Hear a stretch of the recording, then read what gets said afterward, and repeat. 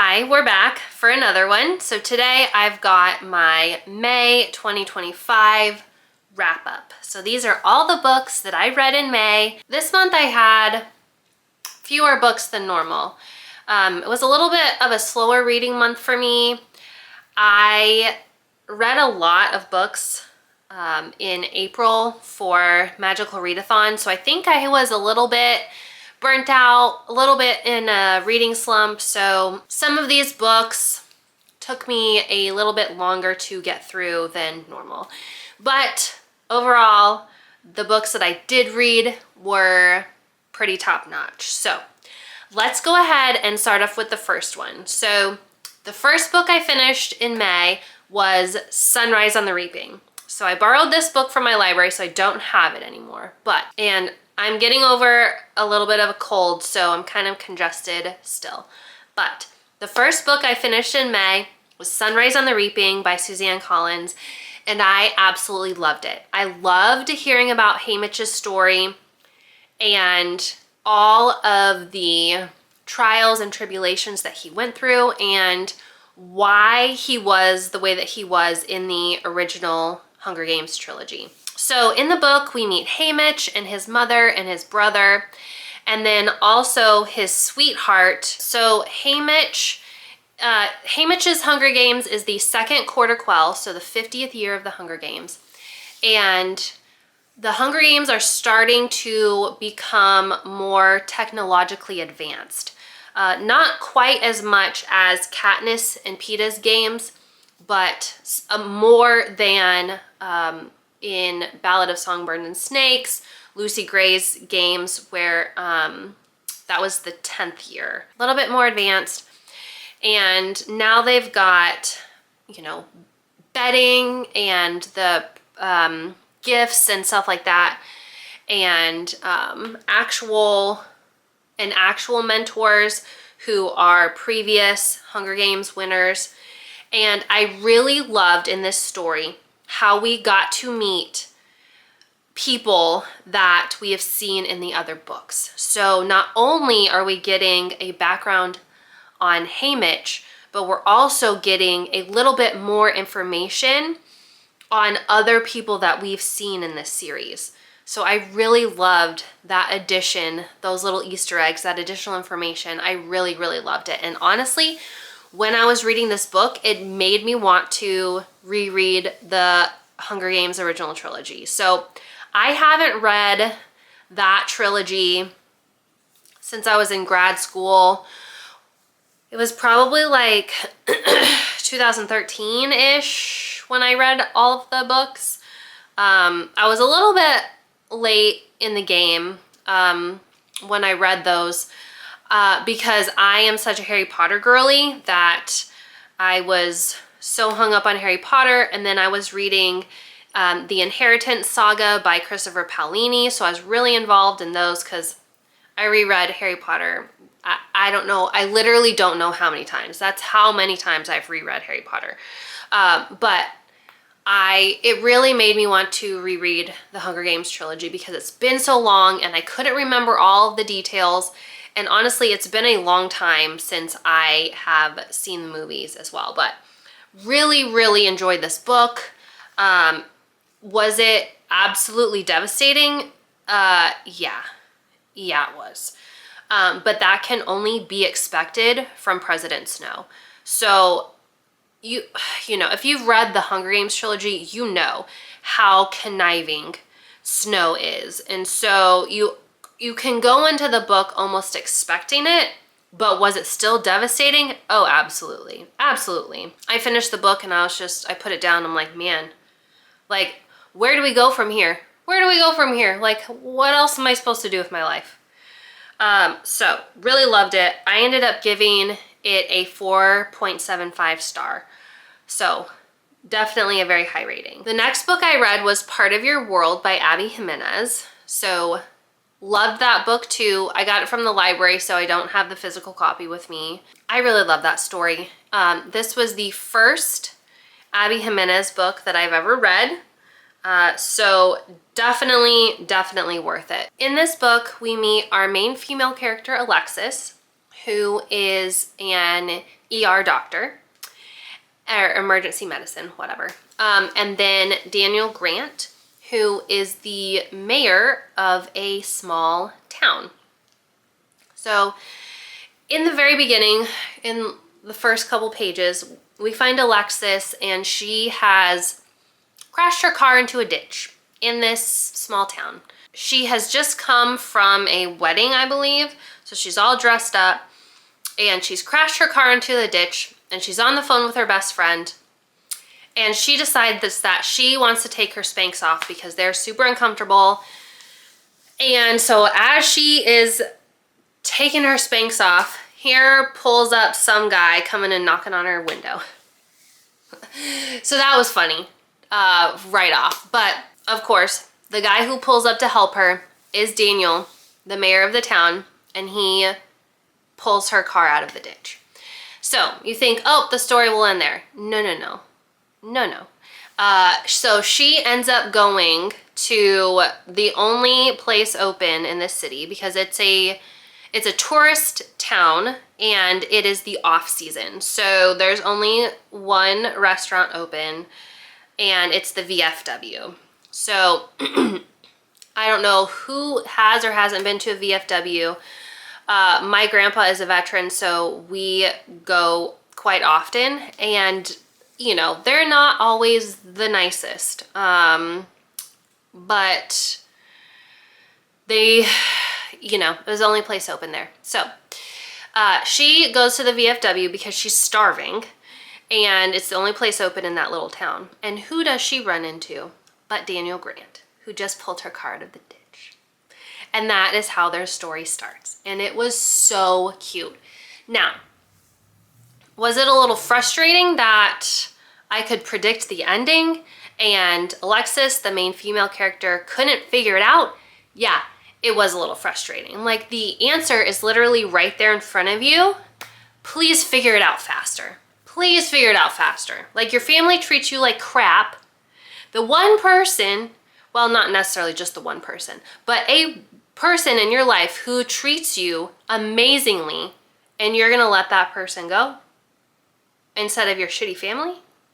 It was frustrating, but I really loved the story. I loved the message. One of the quotes that really stuck with me throughout the entire book and since is, grace costs you nothing, which is true.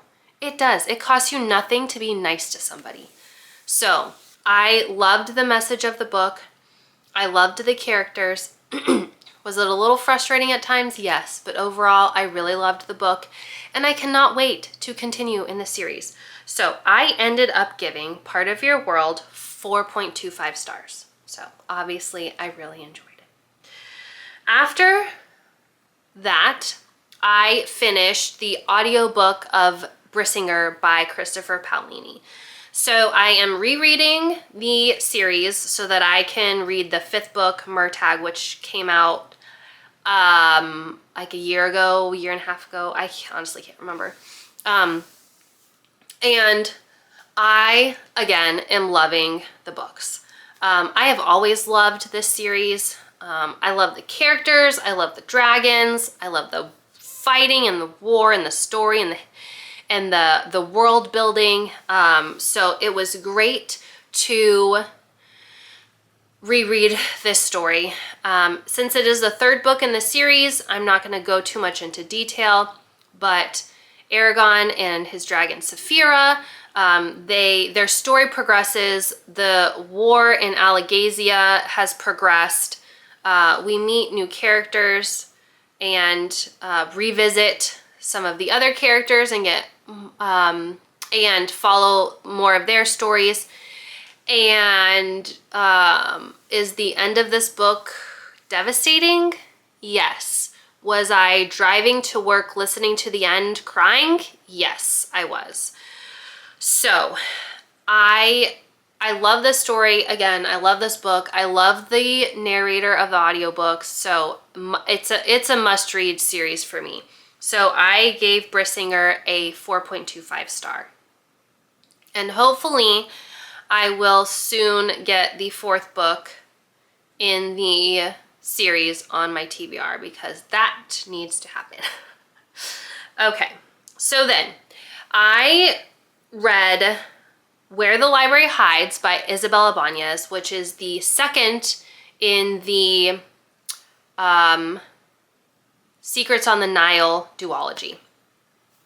Again, I loved the first book, What the River Knows, and was so happy that Where the Library Hides was on my TBR this month. So again, we follow Inez and Whit through their story of finding Cleopatra's tomb and the mystery that goes along there. I talk more about this book in the reading vlog that I posted last week, so if you want a little bit more details, you can go watch that. But bottom line, I really loved the story. I love the author's writing. I like that it's a YA, but there were still intense things that happened. There was murder, there was mayhem, there were plot twists that I didn't see coming, which sometimes is really hard for me. A lot of the times I can predict it, and in both of these books, there were a couple times where I didn't know what was happening or what was coming. So I really enjoyed these books. I actually just bought another book by Isabel Ibanez because I loved her story so much. So I ended up giving Where the Library Hides 4.25 stars, which is a little bit lower than What the River Knows, but still a very good rating. So having a very good reading month so far. So my next read for the month of May, I also borrowed from the library, so I don't have a copy of it, but it was The Party by Gillian Dodd, which is the 5th book in the London Prep series. So in this book, we follow our main female character, Mallory, who is a foreign exchange student who is American and goes to London for 3 weeks. Where she's staying, she meets the mom and the dad and then the brother, Noah. And she goes to Noah's school for 3 weeks and interacts with him and his friends. This is a YA series, so there's a lot of drama, a lot of high school drama, a lot of, oh, I don't know if he likes me, but I like him, but I also like this other guy, and you know, just kind of stuff like that. So I haven't read a book in this series in probably since like 2019. No, that's not right. Yeah, it is. No. I haven't read a book in this series since around 2021. So it's been a couple years, and I had forgotten a lot of the details on the characters and what had happened at the end of the last book. So book 5 picks up exactly where book 4 left off. So I was confused on what was going on when I first started it. But the more I got involved in the story, I was kind of starting to remember things and started to enjoy it a little bit more. The high school drama, I don't know if I'm just too old for that now, but it was kind of a lot.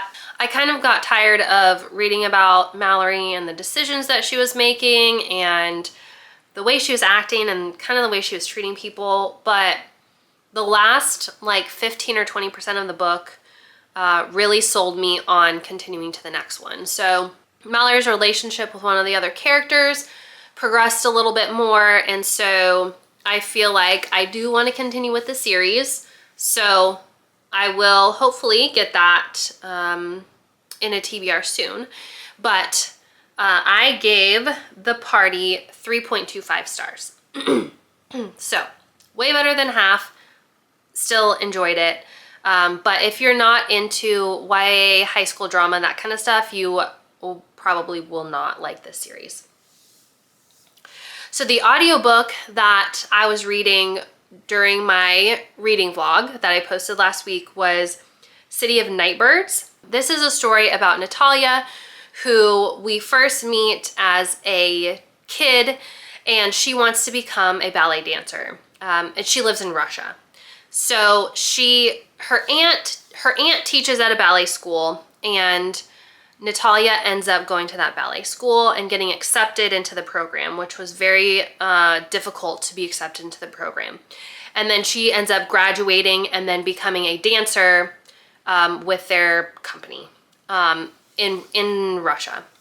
And in St. Petersburg, I believe. Yeah, in St. Petersburg. So it's her life while she was going to school, doing ballet, and then when she was dancing and putting on performances and training and that sort of thing. And then we are also, we're also following a present timeline where she has injured herself in some way that we don't know about yet. And she has traveled back to St. Petersburg, and somebody from her past has asked her to come and perform in, I don't remember which ballet it was, but to come and perform again after she has taken a hiatus and hasn't been training because she was injured. And kind of following her story and the depression that she's been in because she was injured and she couldn't dance. And we follow her life and her relationships and her stories and all of that. I did enjoy the story. I feel like I could have enjoyed it more if I had listened to the audiobook more quickly. So it took me too long to get through this book, to the point where I was getting bored of it. So I think that's partially my fault. And it was a little bit slice of life, and I don't always love slice of life books. I need a little bit more. So I feel like some of the details could have been left out. Some of the things could have been left out, but overall, I still enjoyed the story and enjoyed hearing about the Russian ballet and all of that. So I gave that book 3.5 stars. So pretty good rating still. After that, on my Kindle, I read the 4th book in the How to Date a Douchebag series, and this was The Coaching Hours by Sarah Ney. And I have enjoyed the last 2 books in this series more than I thought I would. So this is the 4th book in the series, and each book in this series follows a different couple. All of these characters go to this school in Iowa, which is known for wrestling. So all of the main male characters are, well, most of them are involved in or on the wrestling team. Now, the main male character in this book is not on the wrestling team, but the female character is the coach's daughter. So that's how we get the wrestling team relationship. The first 2 books in this series are okay. I think I rated them around 3 stars. But books 3 and 4, I rated pretty highly and enjoyed them a lot more. So in this book, our main female character is Annabelle, and she meets Elliot in the library, and the relationship kind of blossoms from there, kind of in a roundabout way, because Annabelle has just moved to Iowa from Massachusetts, and she's living currently with her father and her stepmother. And so she is looking for a place to live, and happens that Elliot lives in a house by himself and has an extra room. So she ends up moving in with Elliot, and things kind of progress from there. So I really enjoyed the storyline of this book. There were a few frustrating parts, but I really enjoyed it, and I enjoyed how the characters met and their like gradual falling in love and relationship. And I like hearing about some of the characters in the previous books. So it's good to read these books in order so that you understand kind of the flow, and a lot of the characters from the previous books are in these books. So really enjoyed that. Really enjoyed this series. There's one more book left, and it is on my June TBR, so I will hopefully be finishing this series at the end of June. But I gave The Coaching Hours 3.75 stars. So almost a 4-star, which is really good, especially for like a college romancy book. So those are those all the books I read for this month? Those are all the books that I read for this month. So let's go through my TBR list and see which books I read and which books I did not read. So again, I read Sunrise on the Reaping, Part of Your World, Where the Library Hides, London Prep, and How to Date a Douchebag. I did not get to Immortal by Sue Lynn Tan, unfortunately. Did not have time to read this one. And I did not have time to read The Night Watchman, which was a Read Across America pick, which the state was North Dakota. So I did not get a chance to read that one either. As far as my audiobooks, so I really only read one audiobook that was on my TBR, which was Brissinger, because in April I actually already read Atomic Habits. And since my holds at the library for City of Nightbirds came in,